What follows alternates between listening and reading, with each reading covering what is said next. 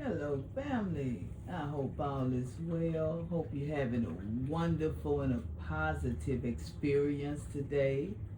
And I'm sending you all lots of love out there. Mm-hmm. Now, this content I'm going to show is for educational uh, purposes only. And,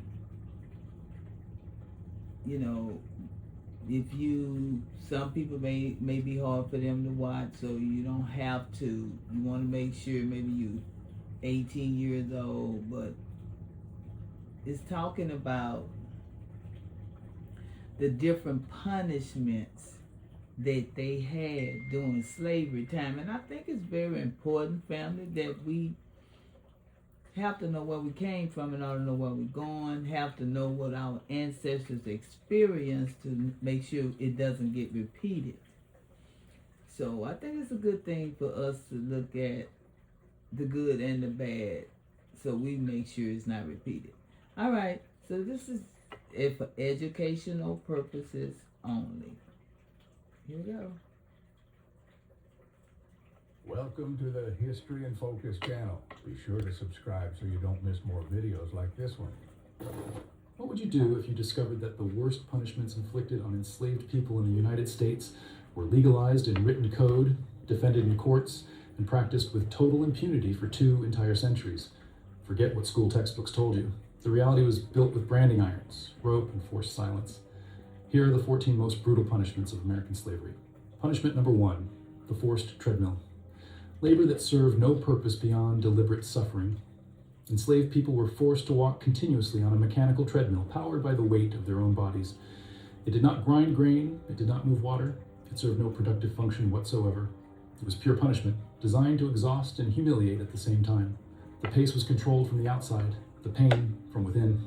The pace of the treadmill was regulated externally by the torturer, not by the legs of the victim. Any stumble sent the shins and ankles crashing against the steps in constant rotation. The wounds opened. The process started again. There was no pause to heal. The treadmill restarted the next day with the same injured legs, the same weight, the same relentless rhythm that did not accept hesitation as an answer. The forced treadmill was not improvised.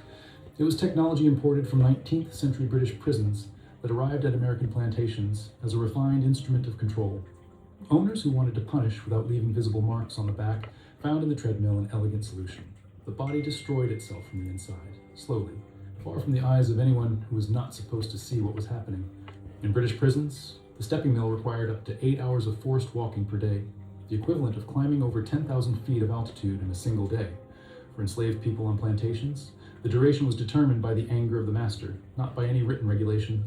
The difference between 1 day and 2 days on the treadmill could mean the difference between walking normally and never walking correctly again. The worst detail about the treadmill: nobody needed to strike a blow to apply this punishment. The torturer stood to the side, watching calmly.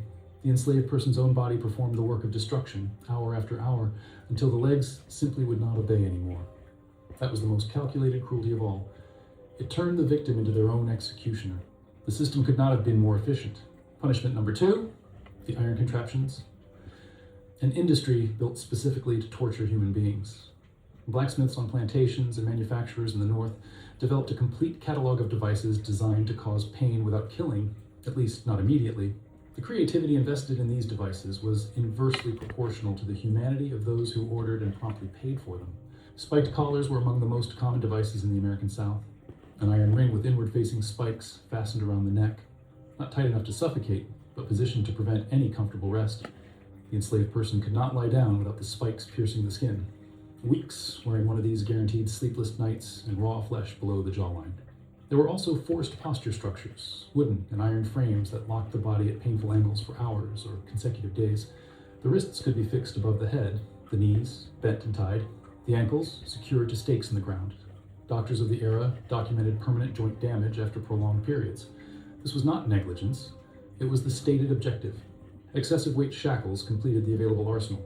Chains with iron balls weighing between 9 and 18 pounds were fastened to the ankles of enslaved people who had attempted to flee.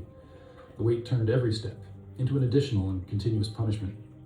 Normal work continued, picking cotton, cutting cane, with the iron dragging along the ground. The cruelty was in the detail. Life did not stop. 19th century records describe devices that progressively compressed the fingers. Gradual tightening screws used as improvised interrogation on plantations. Others cut off circulation at the wrists for hours.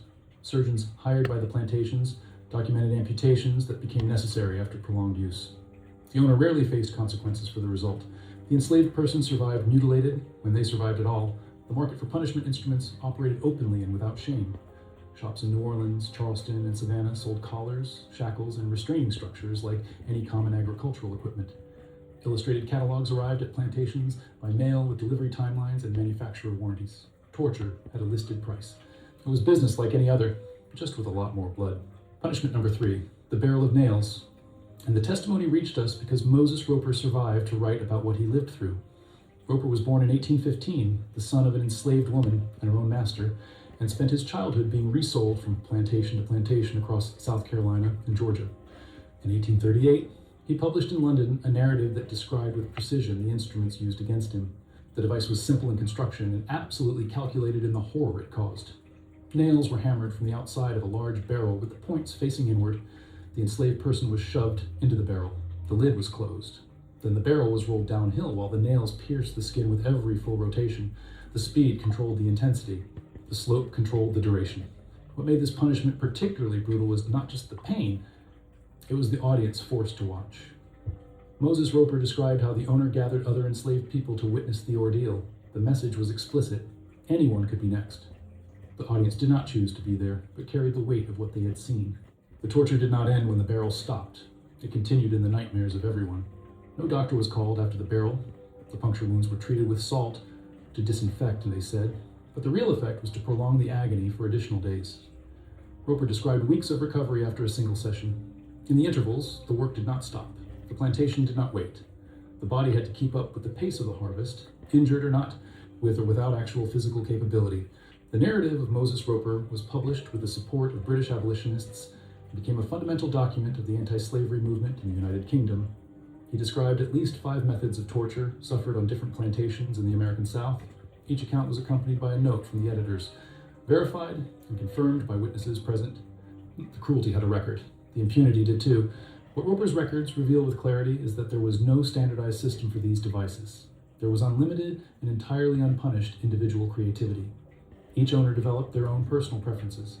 The barrel of nails was not universal. It was the particular invention of one specific man. What was common to all of them was only the absolute impunity. Anything was possible. Nothing was forbidden. Punishment number 4, forced starvation. Depriving food was a punishment as common as the whip in the American South. The daily ration of an adult enslaved person was calculated at the biological minimum, about 1 pound of cornmeal and a piece of salt meat per week. When punishing through hunger, the owner simply cut that off without warning, without a set deadline.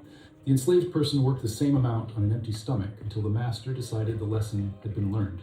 Hunger as punishment had a practical advantage for owners. It left no visible mark. Solomon Northup described in 12 Years of Slave Weeks, in which he received only water and raw corn after disobeying an order. The body stayed on its feet. The work kept getting done. From the outside, nothing indicated what was happening. That was exactly what made the method so appealing for those who needed to maintain the appearance of acceptable treatment. Enslaved children suffered disproportionately. On plantations in Georgia and South Carolina, records from the era show that children under 12 received half the ration of adults under normal conditions. As punishment, that ration was cut in half again. Some children stole scraps of animal food because they could not endure the hunger. When they were caught, the punishment became more severe, creating a cycle with no way out. Food deprivation was also used as a tool of collective control. If one enslaved person fled or resisted, the entire quarters could have their rations cut for days. The logic was deliberate, to turn the companions themselves into monitors of each other's behavior. Frederick Douglass described the psychological weight of knowing that any act of personal resistance would result in hunger for everyone around him. Individual punishment became group pressure. The period between Christmas and New Year was the only rest guaranteed by custom. Owners distributed extra food on those days as a gesture of control, not generosity. When an enslaved person committed a serious offense during that period, losing the Christmas food was punishment calculated to humiliate in the deepest possible way. Northup described grown men crying not from physical pain. So family, see, we've been through a lot, and so immigrants, stops talking about, y'all don't know our story. Like, share, and subscribe. Love y'all. Bye.